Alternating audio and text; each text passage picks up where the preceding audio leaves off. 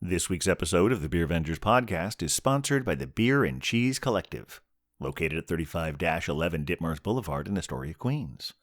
Winter hours are Wednesday through Sunday, but they're making those 5 days count with events like Wednesday Night Chess Club and Thursday Night Trivia.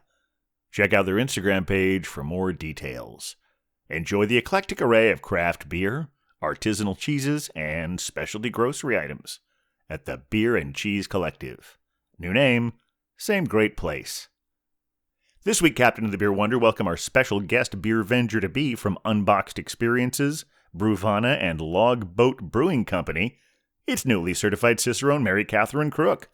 Learn all about her exciting origin story from Missouri to Washington, D.C., and back again.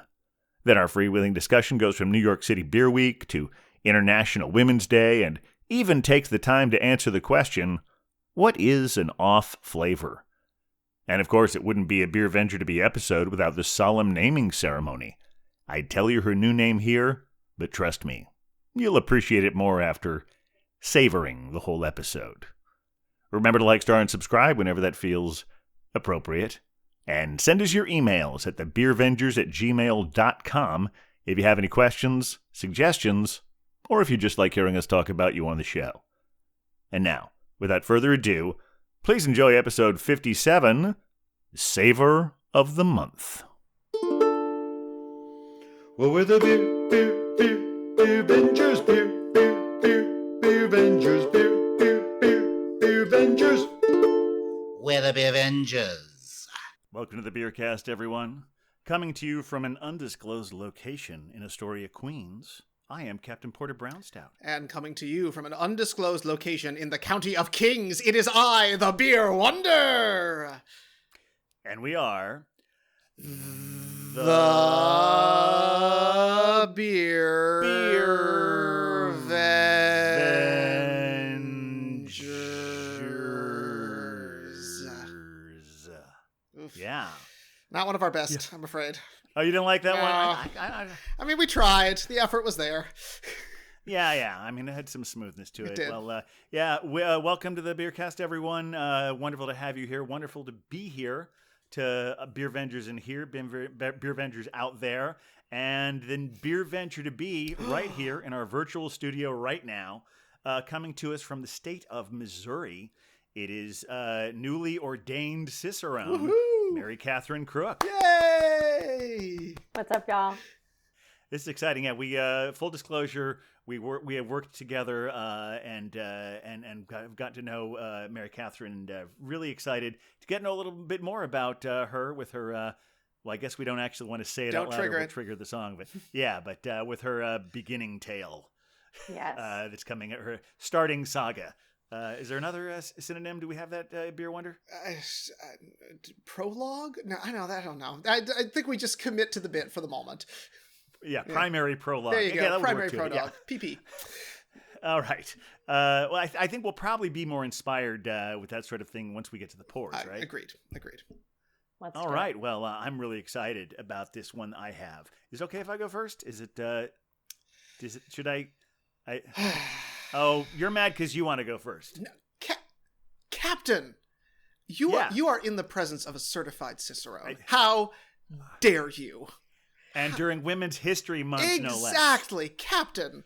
I thought All right, after I a don't know. year of this, we would have figured this out. It would only be polite if Mary course. Catherine went first. I've had a long day. I'm I sorry. know. Okay. Yes, of course. Mary Catherine, what beer, I'm hoping some local treat from where you are, have you brought with you today? Yes, semi-local, from Kansas City, Missouri. So I'm drinking Expressive Traits, a New England-style IPA brewed with Ooh. Strata and an experimental hop, HBC 586. Oh, that old chestnut right there. Right? Oh, yes, Oh, that yeah. one. All right. Well, that's a good crack already. Let's see that beautiful pour. Oh my.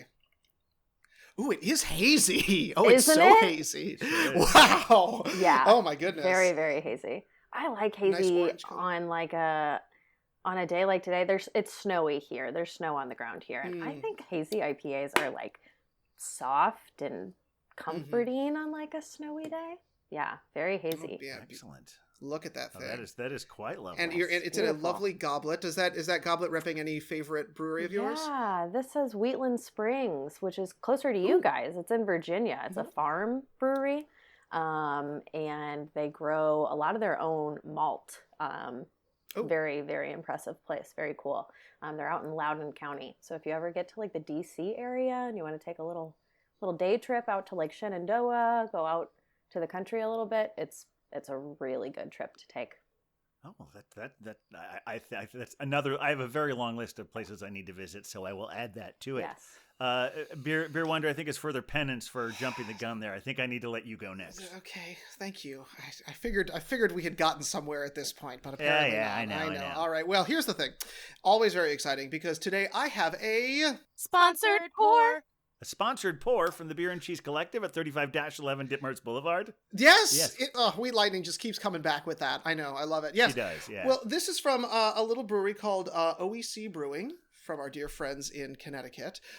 Just a reminder, OEC stands for Ordinem Eccentrici Coctores, I believe. Basically, it stands for like the strange brew in Latin. They're keeping it old school. And this is a classic pils of theirs, which has been cool shipped and open fermented. Lovely can art. Doesn't it look sort of old English? Oh, it sure does. Yeah. It's got that good look there. So apparently nice and oaky, lagered for a couple months. So I'm excited to crack this open. Very good. All right, here we go. And it, as already I can tell, it's very clear. I mean, talk about... Oh, yeah. MC. I can't see through it, though. Well, you can't. Well, it's because the bubbles are there, but it's... right. There you go. You can kind of see my eye there a little bit. Yeah. There we are. Nice and clear. Good, nice white foam on the top. Smells of oak already, so I'm excited for this guy. Good. All right. Excellent. All right, Captain, you've done your penance. Go ahead. Oh, thank you. All right. Well, I too have a Sponsored pour. That's right. Another sponsored pour from our sponsors at the Beer and Cheese Collective. Captain, now this is we can't let this happen. It's like wearing the same dress to the gala. Well, it's not the same one as yours. Oh, okay, it well, is there you also go. sponsored, but in many ways, trust me, this one is very different. Now, some of you longtime listeners may remember Hophead Huck had a beer a while back from Nightmare Brewing called Sororicide. Oh. Now, this one has this wonderful can art that you'll see right here. I know it's a little shiny there, but this one is called Scaphism. Now, since it is called Nightmare Brewing, they're leaning into the title, and so pretty much all of their beers are named after genuine horrors, and Scaphism is no exception. I'm going to see if I can read this here.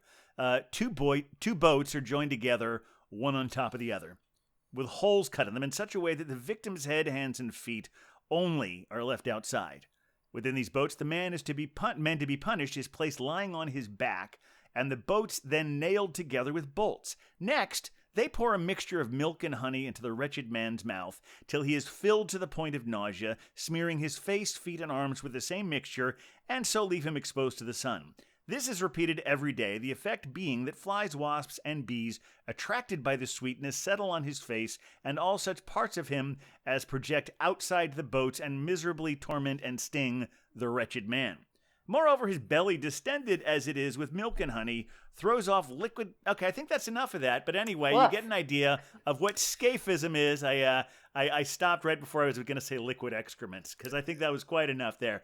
Anyway, that is what scaphism is. But the beer, I think is so much more delicious. I hope so. This is it does have honey in it, so that sort of fits to the theme there. It is an imperial stout brewed with honey, lactose, cold aged on Tahitian vanilla and Peruvian cacao. And it's very imperial. Clocks in it as 17%. Woof. Oh, wow. Oh, boy. After drinking fake beer for my day job all day, this is a wonderful way to finish off. I should say again, we are at Genuine Happy Hour once again. This is it is a Friday night, and so everyone take a look at this. Oh my! Here's the beer. Okay, it's right. Dark and stormy already, right there. Yeah. The captain is totally disappearing behind that. I am, as is the logo is disappearing behind my green screen. But there we have it. Scaphism from Nightmare. All right, I think we all have full glasses, so everybody, raise your glasses. Cheers, Beer Vengers. Cheers. Cheers.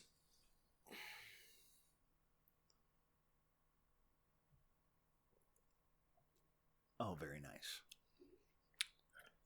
Full disclosure, this is not the first time I've had this beer, and so I've been really looking forward to this all day.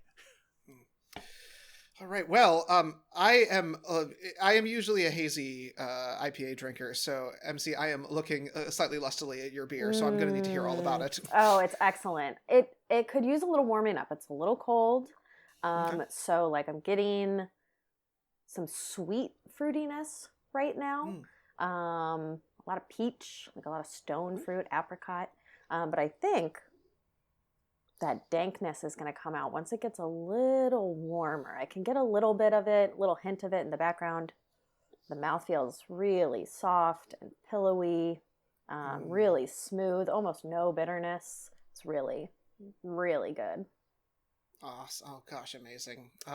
So this, is I guess a little bit more like in our part of or this is a local beer to you. Can you tell us a little bit about the brewery?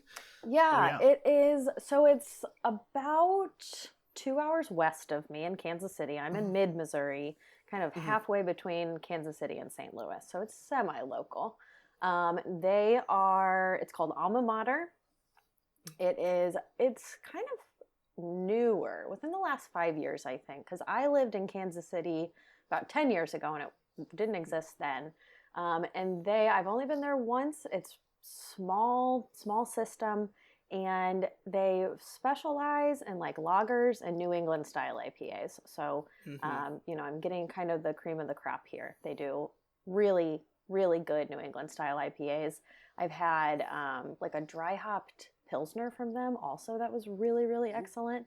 And when I was there the other night, I got to meet a gal that brews there, and we got to talking about just like women in beer, and I had a really great conversation with her and another woman that was bartending. It was a really cozy space, had a big mural on the wall, and we got to sit basically outside. There was like a big garage door that opened and a bar like at the garage door. So we were like sitting outside but inside. It was really nice.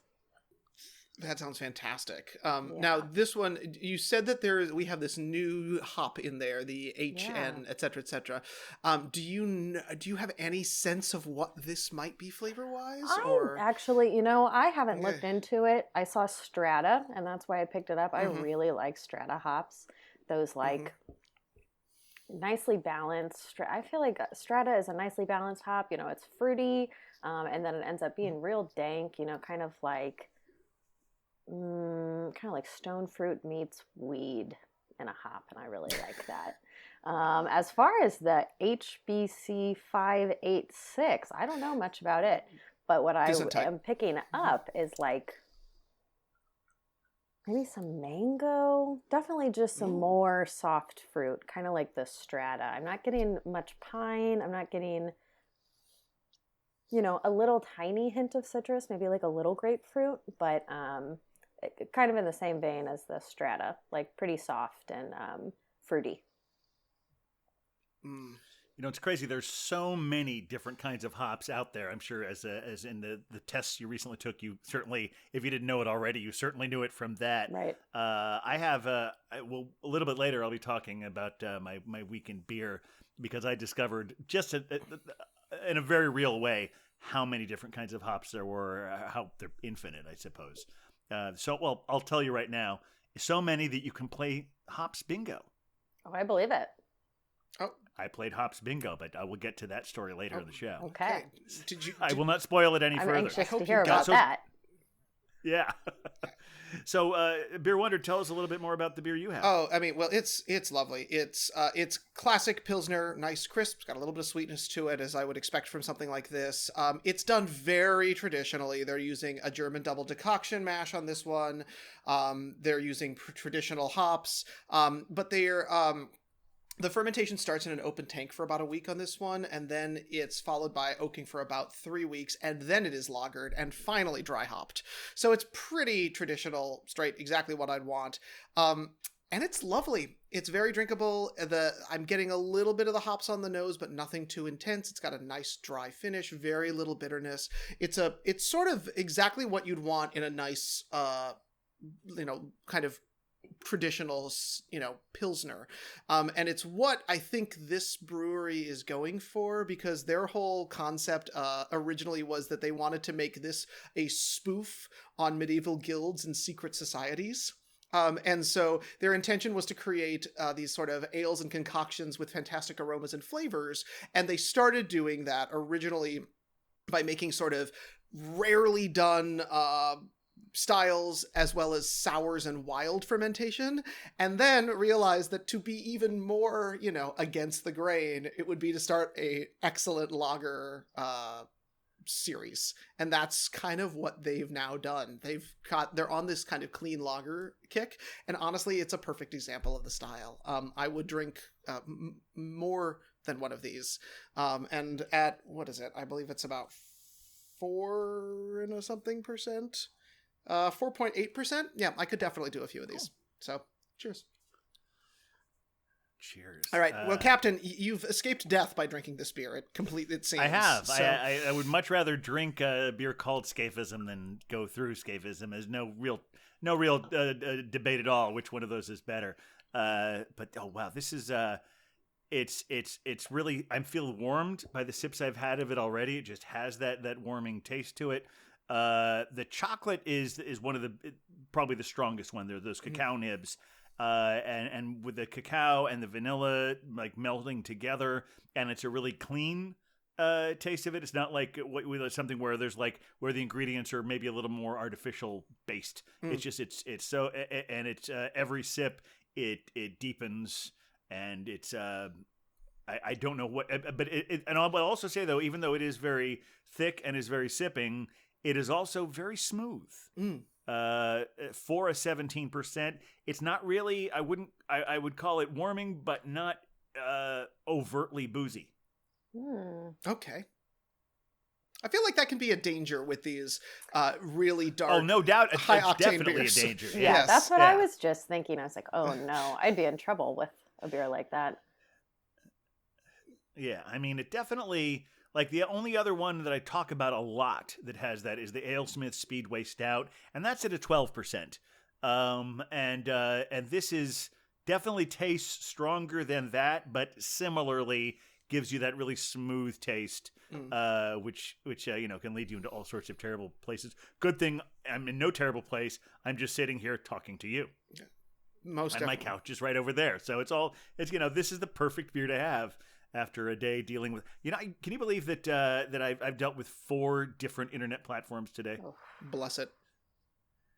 Yeah, like I started with all it was started with Google Meet, then moved on to Zoom, then Teams, and now I'm here. Hopefully this one works better than some of those. Well, bless that. Well, Captain, I mean, you're drinking a high-octane beer for what is sort of springy in New York City. And now, we've been calling you Mary Catherine NMC. How should we be actually addressing you? MC? Yeah, most people call me MC. Okay. Yeah. So, MC, the Captain will drink... Oh, go ahead. I'm sorry. No, I was going to say my family calls me Chick, and then other people call me MC. Either one. Most people don't call me Mary Catherine, is what I'm getting at here. Okay. Perfect. All right, well, MC, Captain will drink a high-octane, dark, rich chocolate beer any time of year. I have watched this happen on a 102-degree August day and a negative 10-degree December midwinter. What's your take on dark, high-octane beers in warmer weather? I'm here for it. I don't necessarily do it a lot. I feel like I usually get high octane dark beers and put them in a cellar and kind of forget they're there until some dark winter's night when that's what I'm feeling. But with that being said, some of the best stouts I've had, one of the best stouts I have ever had, I drank for my brother's birthday last June. And it was an Imperial American Stout from Triple Crossing in Virginia, also near you all. And it was perfect. I paired it with some cherry pie. That's my brother's favorite birthday dessert. And the temperature did not matter. The pairing was perfect. It was an excellent little digestif with the dessert. So I'm here for it. Yeah, well, then we're on the same page there. I also, in general, think to know about me. Is part of the reason that I am Captain Porter Brown Stout, is because I firmly believe I don't really believe in changing my taste with the seasons. I think it's always stout season. If I had a mantra, or if I invented that one, because I found someone on Instagram whose name is actually it's always stout season, and always posting fun stuff about that. But yeah, any time of year, I only if I drink more of it in the winter season, it's because I can find more of it. Sure. But if I could find it year round, that would be great. As long as there's a few stouts in there with all the IPAs and the sours, Sure, that we see everywhere we go. It's funny. I think a lot of the resentment towards IPAs and sours is not about necessarily not liking them. It has more to do with the fact that that seems to be all there is some of the time. yeah, and you have one, and you can't have 5 more. You end up having 5 of the same beer so frequently. Yeah. Like for instance, one place I go to, they've been having the Stone Chocovesa, which is a beer I love. Mm-hmm. But I feel like even in this sort of coldish season, you were saying it's springtime in New York, Beer Wonder. But it's actually, we're still going back and forth. It snowed yesterday, if you recall. I must not have been outside. Well, I did not a whole lot. Maybe it was the day before yesterday. It snowed this week, and it was. Not a whole lot of it stuck. Most of it was just sticking to the cars. It wasn't really cold enough for snow, but it was cold enough that snow could come down. So there's that. But I feel like the 17% beer is starting to take effect already. But, gosh! So I'm trying to keep my focus here. Don't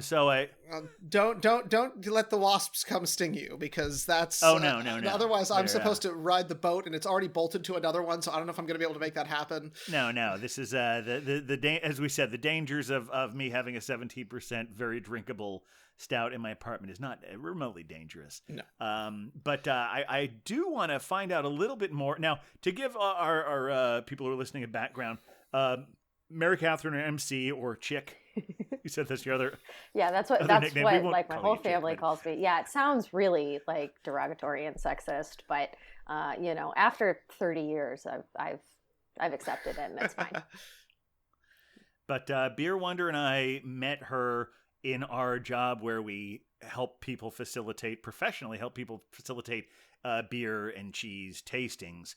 And I learned a lot from her. And every time we find, and I'm just very curious about it, because the only time we really get to talk during those things is the 15 minutes before everyone else shows up. Right. So I just felt like I wanted to know a little bit more about what your pathway towards that. So I think it's time to hear your origin story. What? Wow. Origin story. Yes, and if you think you recognize that voice, that is the person who you may not know as Hophead Huck, but I think you know who Hophead Huck is. Oh yeah, I know who Hophead Huck is.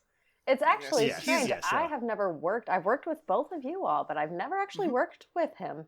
I've only been in meetings with him and such, which is a real shame. Huck, if you're out there, you are missing out. Just saying. I feel like I'm missing out. He has to give great tours, right? Like, I would love to be on one of his tours. Putting that out into the universe. But this is not. But this is not about him. This is about you. I'm a little curious. So, like, there's so many different places through your. Well, I know you just had a milestone, not only professionally but also in years. Yes. Since you've said that, can I say the number? Yes.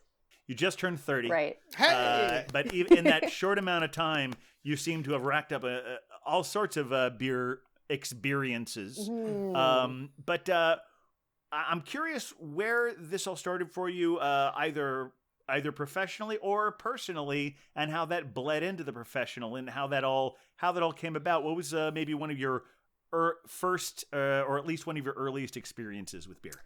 Yeah, so I, got into beer, as the Beer Wonder often says, before it was legal for me to do so. Cheers. And Statute of limitations, you're good. Yeah, we're all good. We're safe. Yeah, I was, like I said earlier, I was living in Kansas City. I went to my first 2 years of school. in Kansas City, and my brother was living there as well, and we were both working at a barbecue restaurant together, a really good, like nice barbecue restaurant with a good tap list, kind of like a not white tablecloth, but sit down, good service barbecue restaurant. So obviously, you probably know where I'm going with this. There was a lot of Boulevard beer around me. I was serving a lot of Boulevard beer, and there was an expectation to give pretty good service at this place. So I needed to know what I was talking about. Luckily, my brother was turning into a big beer nerd. He's a brewer now, so he's made the full evolution. But he was picking up weird stuff from Boulevard every once in a while, and putting Boulevard wheats in my dorm room fridge for me. So, I made the progression from like Boulevard wheat to weird barley wines from Boulevard very quickly. And so that's kind of how I started like being excited about beer as like a whole product rather than just drinking, but like tasting beer rather than just drinking beer, and so I stayed in the restaurant industry. I'm still kind of in the restaurant industry. I bartended in the last couple of years of my college career, and bartended in the. And where was that? In the town that I live in now, which is called Columbia. Okay. It's where the University of Missouri is. So it's busy bars, college town, big college town. And I worked at this restaurant. I was working behind the bar with this guy. He was an older veteran bartender who kind of took me under his wing because I was asking him a lot of weird questions about beer. And so he'd lay on like really good like history facts and style facts, and we'd get a weird beer on, and he'd pour me samples and make sure I tasted everything. And so that's really where like my love of serving beer and tasting beer came from. And it just kind of developed from there. From Columbia, I moved to Washington, It's really good to have those. Yeah, no, go ahead.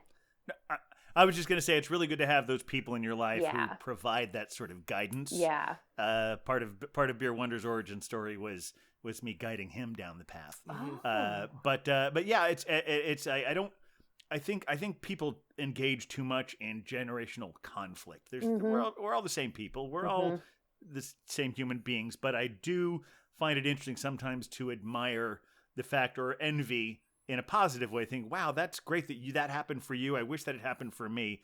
Is that as craft beer becomes bigger and bigger, young people don't have to waste as much time with bad beer. Yep. Exactly. Very true. Yeah. But anyway, you were moving on from Columbia to Washington, D.C. Yeah.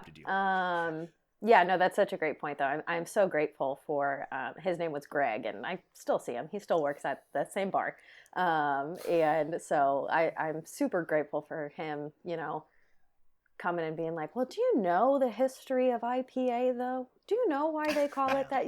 Like what a good mentor to have. I think he could just see that I was like genuinely interested in what I was serving, and I wasn't just there to I was there to rack up tips, but also because I was interested in what I was doing. So I'm really grateful that he saw that and helped me really hone that. So so from Columbia, I met my husband. We moved to DC, and in DC, so my background, my degree is in agriculture, and so I was farming for a few years actually in DC, which may surprise some people. How does one farm in DC? Talk to us about that. I too was concerned about that. I was like, wait, we're moving where? What am I going to do there? I worked. Isn't that part of why Jefferson insisted on that being the capital, is because he wanted it to be in the country. He didn't want to be in a city. I didn't know that, but that makes sense. It's a beautiful city, and basically the deal that between him and Alexander Hamilton, they said okay, the financial capital can be in New York, right? But I want the political capital to be here, essentially in a swamp. Right. Well, yes, it is. So he could live in Virginia and have all its anyway. Yeah, and it is a wet town to farm in. I'll tell you that much. So yeah, in DC for a little while, I worked. My first job there actually was at Birch and Barley Church Key, which I'm sure you've heard of. Hopefully, you've had a couple of beers there. So I learned a lot there, and I simultaneously was working on this farm. And what were you doing? Were you producing beer there? What were you doing with Birch and Barley? At Birch and Barley, I was serving tables downstairs at Birch and Barley. And so that is like a 5-course meal every night with a beer pairing, if people choose to do it. And so you really have to know what's going on.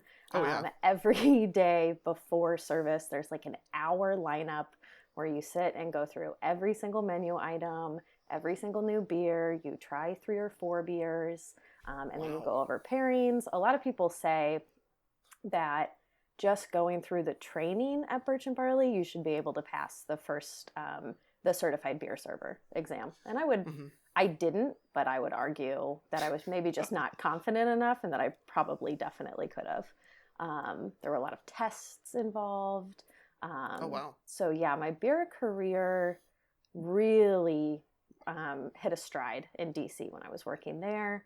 And then I was working at the farm, so I kind of was away from beer for a little while.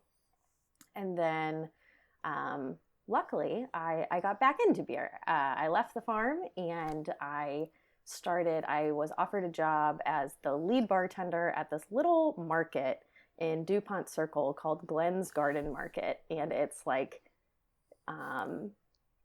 local food and a little deli and an 8-tap bar. And that was like, my agricultural and my beer loves just like combined. So I happily took that. And the woman that hired me, Danielle Vogel, is just like a huge proponent of like empowering women to become excellent in their field and doing everything she can to get them to where they want to be. So she encouraged me, supported me in many, many ways to, get any kind of certification I wanted. During my interview, she asked if I was a certified Cicerone, and I was like, no, no. And she was like, okay, well, if you want to be, we should talk about that. Like, it was just like no big deal. I was like, okay. Oh, wow. Yeah.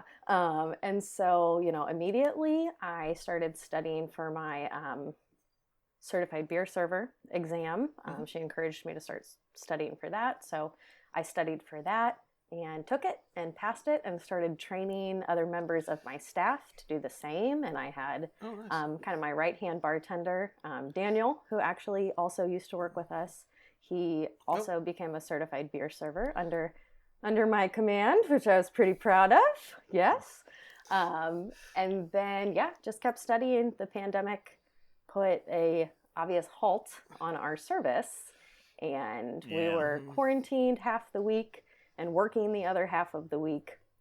And she was like, if you want to take some time to like study, it'd be a good time to do it. I'll continue to support you. So during the pandemic, I studied for the written exam, which I took online in September of 2020. And then they just started re-offering the tasting exam just really recently. My husband and I moved back to Missouri in June just because this is where our family is. I wasn't working at the store anymore. He's working online. And so we moved in June of 2020 or 21? 21. Yep, 21. So pretty recently. And so we came home and I started studying for the tasting exam, and the first chance I saw to be able to take it, I went ahead and just signed up, and I just went to Chicago at the end of January to take it. So it's been several years of studying, really. I got hired at Glenn's in January of 2019, and I just took it in January of 2022 was my final exam. So it's been kind of a long journey, but it's over. What were some of the ways you prepared for the? I mean, this is kind of an obvious question, I think, but I'm just curious to hear how you chose things. How exactly did you prepare for the tasting exam? Yeah, the tasting exam is hard. That's what I keep hearing. Yeah, you can't the written exam. I found that my friend Daniel and I took it at the same time, and I found that he wasn't struggling with it as much as I was because he's really good with flashcards and memorization, and he was just like prepared. And the tasting exam, there is no amount of flashcards or reading that is going to get you to pass that exam. It is, I keep saying this, half jokingly, but actually like very serious, that it's studying for the tasting exam is really just like a lesson in self-awareness. You know, you could sit with 5 people at the same table drinking the same beer. We could all be drinking the same beer right now, and we could all be experiencing it very differently, you know? So it's not about like, what does this beer taste like? It's like, what do I experience when I drink an American porter? You know? And so It's really interesting. Yeah, one thing I read early on in studying is, it's really nerdy, but it's about neuroscience, and it's about the way that aroma and taste, like fire in your brain, they light up your amygdala and your hippocampus, which are the same parts of your brain that light up with memory and emotion. So when you're tasting beer, if you tap it, you know, if you have like a memory that comes to mind, or you feel something, like go with it, like follow that path. Wow. And so that's how I studied. You know, I like tried to just taste things, tap into my memories, tap into my emotions, use a little bit of logic, you know, I learned a lot about what certain styles are brewed with. And then I put all of those things together so that I could use my gut instincts and a little bit of logic to get the right answer. I mean, that makes sense with what you're saying about how we all taste things differently. If you can read what a Saison is supposed to taste like, but knowing what it tastes like to you is more important. Yep. I go back to a while back. We had someone who, well, we've named eventually named him Das Ubertaster because he thinks he's never been officially diagnosed is the wrong word. But because that makes it sound like a mental illness. But whatever it is, the test to become a super taster is. He thinks he might be that. He's just more sensitive to these various tastes, right? And as a result, he can't stand anything IPA aged. Those hops. Which it's. I mean, I always, whenever I'm hosting a beer tasting, I always say like, this is very objective. And I mean that in the sense that we all experience various different things in a way, but also the idea that what you're tasting might literally be different from what someone else is tasting. Yeah. That makes, I mean, it's like it's its own version of what we call color blindness. Right. Well, and also, I mean, if you really think about it, most of beer education is written from the perspective of white men who have one experience of the world. Women taste differently than men do. That's why people kind of pick on women for not liking bitter things, or it's not because we're women, it's because we're different, like physiologically. And so that's just another thing to take in mind, when you're reading a book by Randy Mosher and he says it tastes like X, Y, and Z, you can't just take his word for it. You have to find out yourself. When he says acetaldehyde, I heard him say acetaldehyde, which is an off flavor produced in brewing, tastes like dirty apples to him. It's not at all what it tastes like to me. It tastes like fresh, like raw squash to me. Oh. And everybody just tastes it differently, so you have to do all your tastings, you have to do your off flavor tastings, and you have to really be pretty aware of your own experience.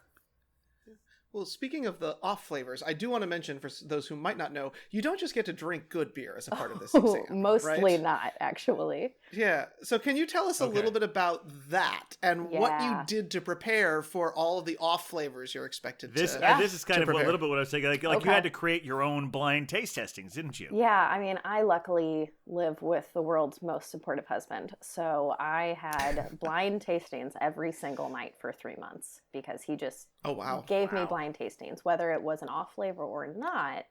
I would do style blind tastings. He would give me 2 or 3 of things that were similar, you know, maybe an English porter, an American porter, and a American brown ale, and I'd have to identify all of them. But then as far as off flavor goes, you know, there's a lot of really good resources for off flavors. I kind of had the mindset that I only want to take this test once.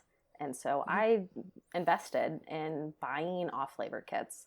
They make like little single person off flavor kits through the Cicerone program that you can just order. So I ordered a couple of them. The first one I did not blind so that I would know what I was experiencing. And then the next one I took just a couple of days before the exam.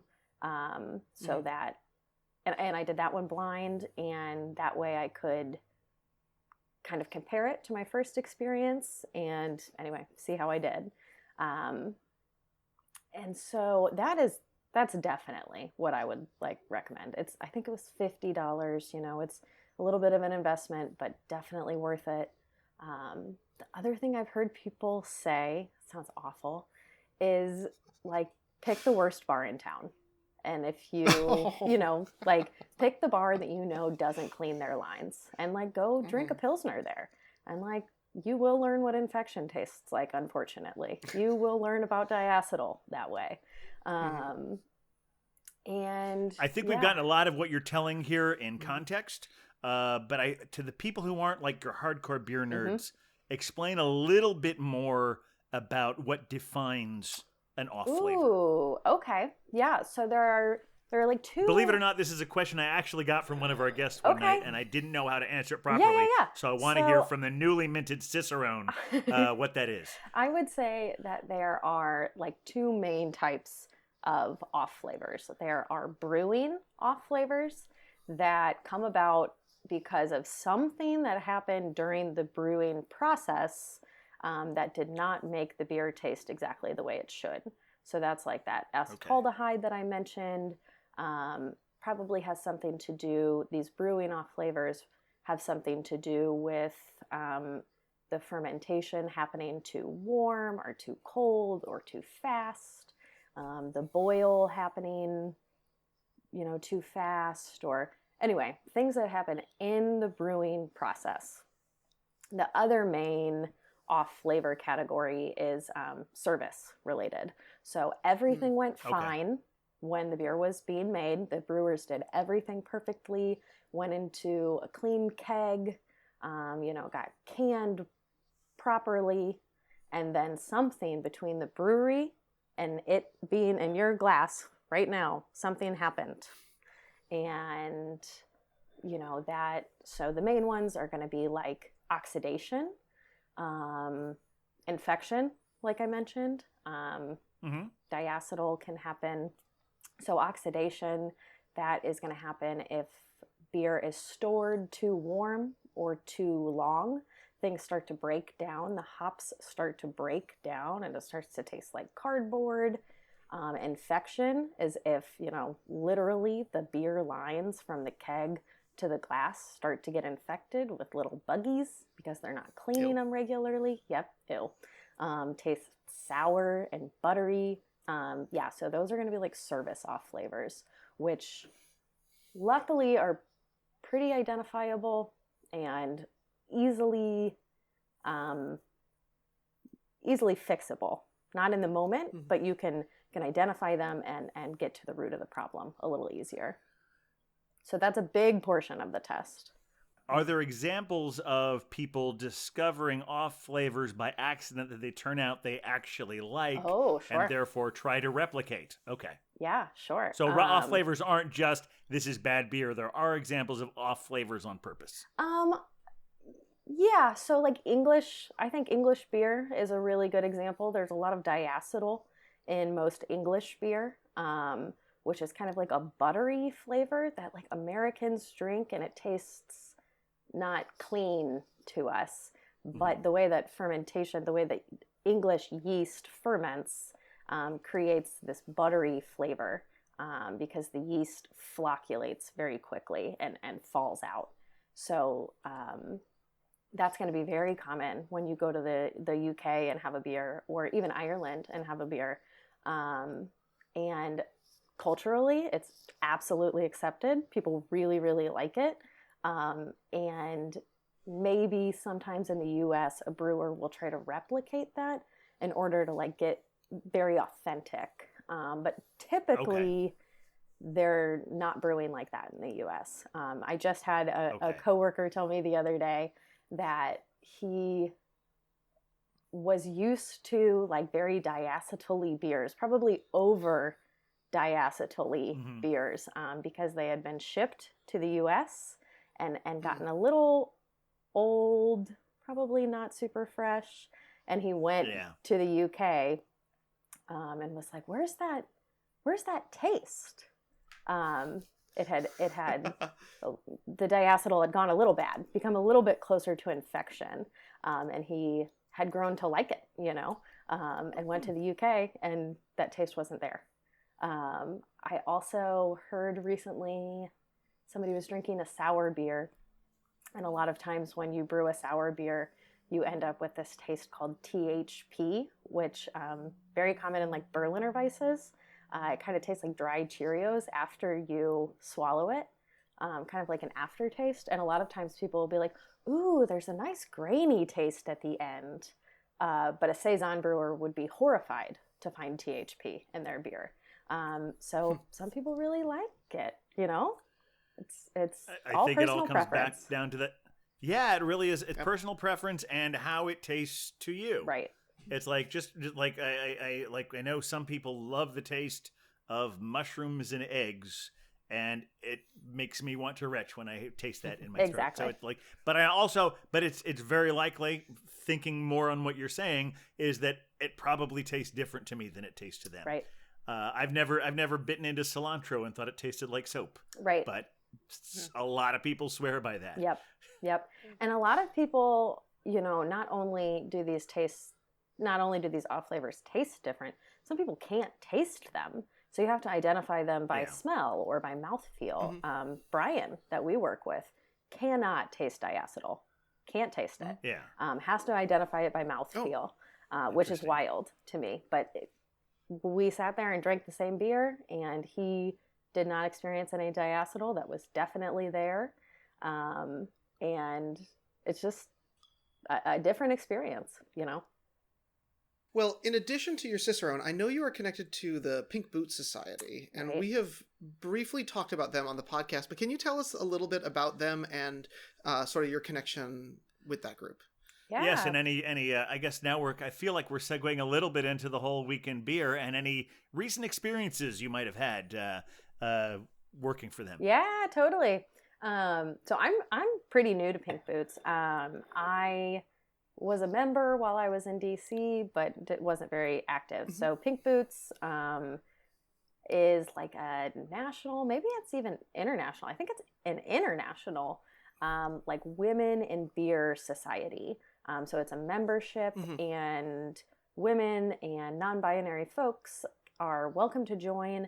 I think it's if you make up to like 50% of your income from the alcohol industry. So you can be a brewer or a bartender or a distributor. And it's not just beer. I think they do spirits and wine, but it's largely focused on beer culture for sure. And so chapters all over the world. I'm a part of the St. Louis chapter. But like I said, I was a part of the DC chapter. There's one in Kansas City. They're all over the place. And on International Women's Day, which was Tuesday, there is a like worldwide collaboration brew day where like all the women in all of the different chapters get together and brew a beer with these hops that Yakima Chief from Yakima Valley in Washington put out. They come up with, in collaboration with Pink Boots, they come up with a blended hop pellet that they put out, and then everybody brews a beer, whatever beer they want, but with these hops. So I got to hang out with a bunch of awesome beer ladies, some tour guides, some brewers, I think a couple of bartenders, and we we were all over the place. We started in just east of the river in Illinois of St. Louis. And we started at a little tiny brewery. There weren't any women brewers there, but the men were very excited about what we were doing, wanted us to be a part of it. Their lead bartender was a woman that hosted us, and we got to mash in with them as they brewed their first beer. So we got to put the grain in the mash tun, and then we hung out and drank their beers and had a generally lovely time. And then we just moved on to different breweries throughout the day. Where else did we go? Oh my gosh, we went to so many places. Anyway, a bunch of places in St. Louis that all of these women that I was spending the day with, a lot of them worked there and a lot of them brewed at these breweries as well. And hearing all of their experience and their stories and drinking beer with them and commiserating a little bit was so much fun. So yeah, if there's any beer women listening that have been not ready to jump into the pink boots thing, I would encourage you to go for it for sure. A lot of fun. Yeah, I have to admit that most of what I did to observe International Women's Day in the beer world was to read what other people were writing about it on Instagram, because I didn't really go much of anywhere, but it was very inspiring to see what you said, and a few of my other friends were. Did you do anything to celebrate International Women's Day in Beer Wonder? I drank. There you go. Oh, there you go. And that'll do it. Hey, you Cheers. guys have other half there, and they have a woman that has worked there for a long time, was recently named the lead brewer at, gosh, I don't remember which location, but at one of the other half locations. So if you drink another half and let's not beer, forget about Talea. Mm-hmm. Talea is a really good Brooklyn-based women-run brewery. Oh, cool. Which had some really great beer from them. Really exceptional, yeah. Yeah, they and all the other breweries in New York. Of course, the last time we were here, we were talking about New York City Beer Week. Mm-hmm. And after we finished recording it and I edited it and I put it up, and I thought to myself, what am I doing to celebrate New York City Beer Week? Because I don't think I really had a whole lot of things planned for it. And then I just decided just going to a New York City brewery during New York City Beer Week was in and of itself. Also, it happened to be the last day of the month. And so, as you know, the people we work for give us a bit of a beer allowance every month. And I never remember to do it before the last day of the month. Yeah. So I said, well, I'm going to go to Big Alice and have a couple of beers there and buy some beers from there so I can get paid for that. And got some really good barrel-aged Scotch ale. Ooh. Thing there was it was called Argyle, spelled Argyll. I think they've still got some of that there if anyone wants to check that out. That's a And then I decided, well, I'm going to do a little bit of a crawl. And full disclosure, the company we work for, the three names they go under are City Brew Tours, Unboxed Experiences, and Brewvana. We do have a partnership with Big Alice, but I was going there before then. But then I decided to go to one of our other partners. I wound up going to 4 breweries, and the reason it was pretty easy was because the second one, known as Iconic, was closed for a private party. Oh. So that built up my tolerance in a huge way, not having more beer there.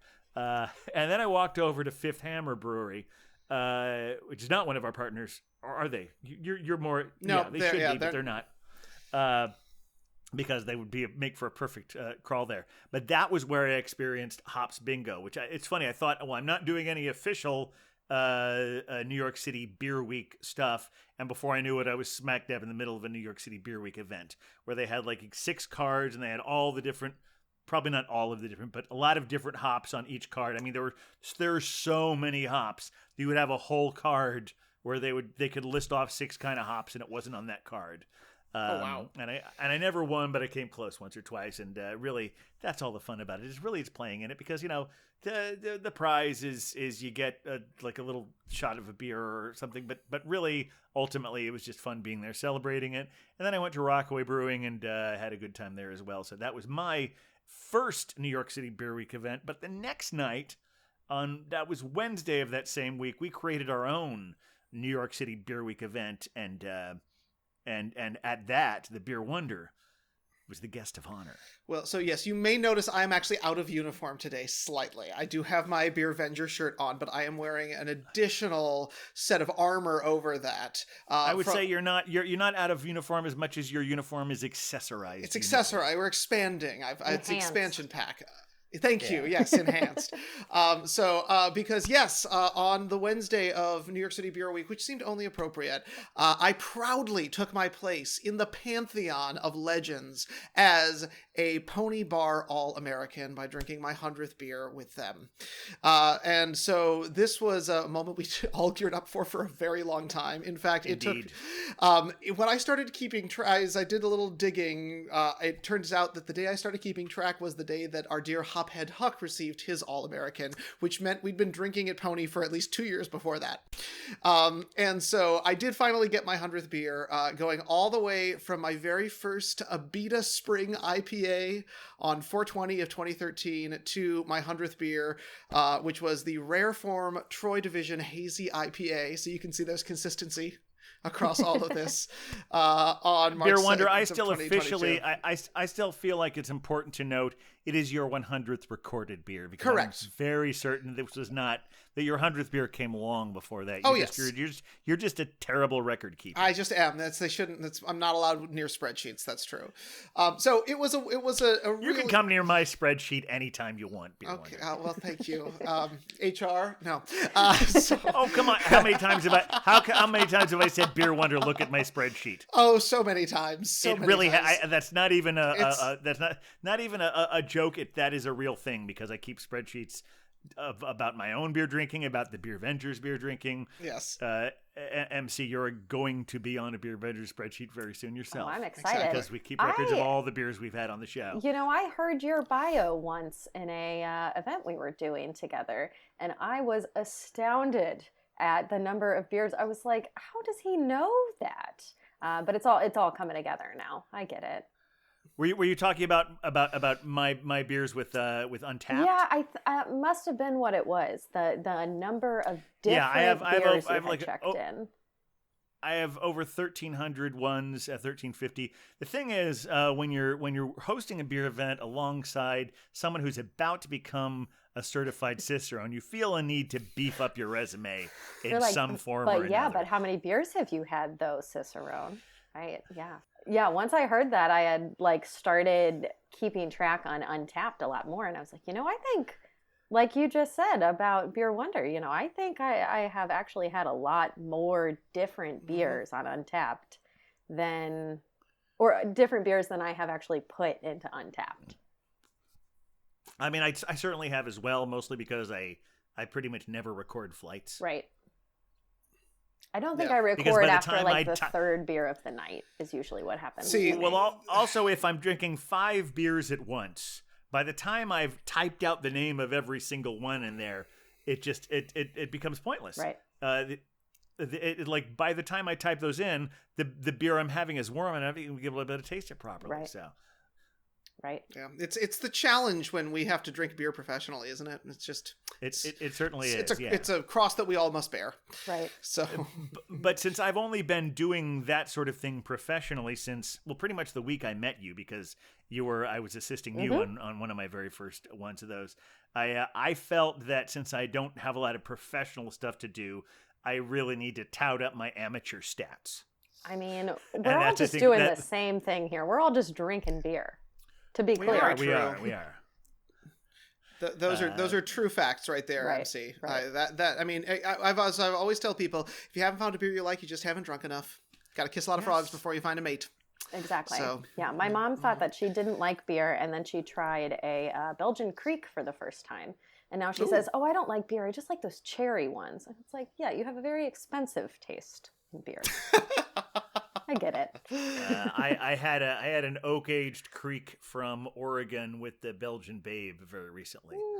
It was one I actually had. It was on when we had the thing at my house, the Stoutapalooza. Even though it wasn't a stout, it was on the list to try, but that had been sitting in my refrigerator for more than a year, and I decided it's time to bring this one out. It was from Freem, or maybe it's just pronounced Freem. Yeah, Freem, I think. It's a silent P. Yeah. But I just want to say Pfreem. So good. Well, we don't have a whole lot more time here, but I think we certainly, with a beer venger to be a discussion, would not be complete. Correct. But at least we don't have to settle on one, but I think we'd certainly need a discussion of what your beer venger name might be. Now, Right. you mentioned, I full credit as credit is due, you mentioned earlier that Hophead Huck had already weighed in on this. And we talked about this amongst ourselves, and I'll throw that out in a minute, but I think before we say that one, we have to maybe try a few other things, because I think once we say that one, we won't be able to think about any others. Is that fair, Beer Wonder? I think that's good, and a part of as our very first Cicerone indoctrinated into the Beer Wonder family, you could be we could try to work that in there, something like a Super Cicerone or something. Oh, I like that. Or M. like Cicerone. M. Cicerone, yeah, something like that. I like that. That's good. Do you have any thoughts? Maybe a favorite style of beer that you might want to represent for MC? Well, another one that I had heard while the team was spitballing at one point was the Saison Senorita, which I do like that. Okay. I do like. That's pretty good. Saisons. Yeah, the Cicerone Senorita. That's a little hard to say. That one. Yeah, that Cicerone doesn't quite. Senorita.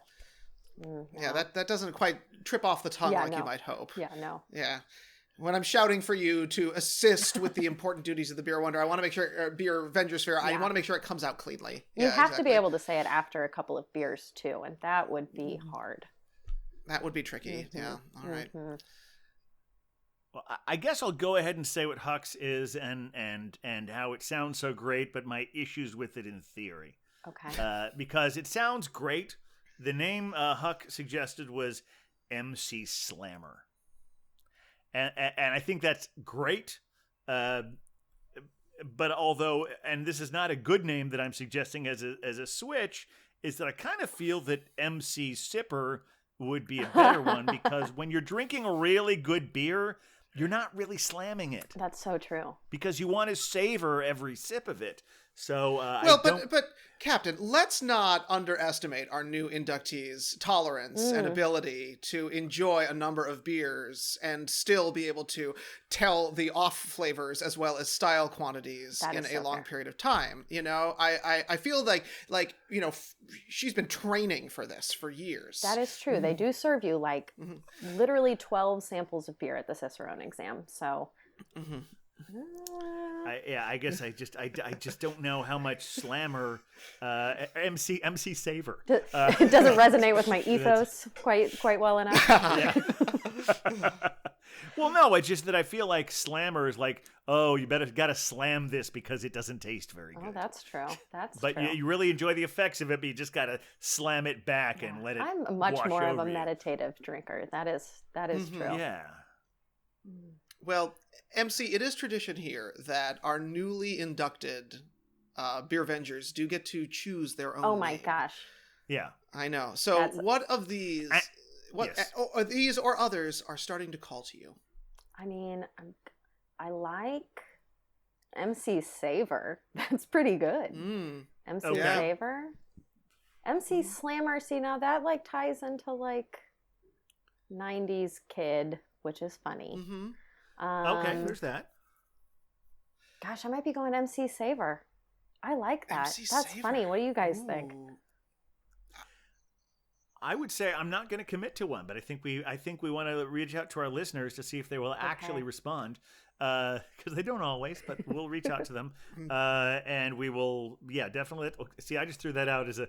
Yeah, you're right. Savor is better than sipper, because I think savor is more descriptive of what sipping is. I like that. Yep. Yeah. I mean, honestly, it seems to fit you. It seems to fit the powers you're putting out into the world to continue to save people from bad beer. Exactly. Make them better. I know. To have good beer and truly enjoy it. To savor yeah. it. Indeed. Honestly, we don't have anyone who's encouraging savoring in our merry band, so I feel like I've been savoring this 17%er for the last hour. I should hope. You'd have to, right? Yep. Yeah. So, I mean, I'm down for the savor if you are. Okay. That's my vote. I think that might be it. All right. Welcome to the band, MC Savour. MC Savour. But we still welcome your discussions in social media if anyone ever wants to start one. Because we love hearing from you when we never do. Anyway, newly MC Savour, thank you so much for joining us this week. It's been an extreme pleasure, and come back anytime. Oh my gosh, thank you for having me. I'd be thrilled to come back anytime. Well, it's been our pleasure. Any last thoughts, Beer Wonder? No, except that I just noticed a wandering Huck coming by, which usually look, there he is. I know, it usually means he wants to play us out, and I don't want to, Now that he he's waving at the Savour. Okay, he understands. Oh, he he's sees tuning what's up going that on. uke. I can see quietly, but yeah. Here we go. All right. Well, thank you so much for joining us, and thank all of you out there for joining us. This has been quite a treat, and we'll see you next time, whenever that might be. With the beer Vengers, beer Vengers, beer Vengers. We're the Beer Vengers.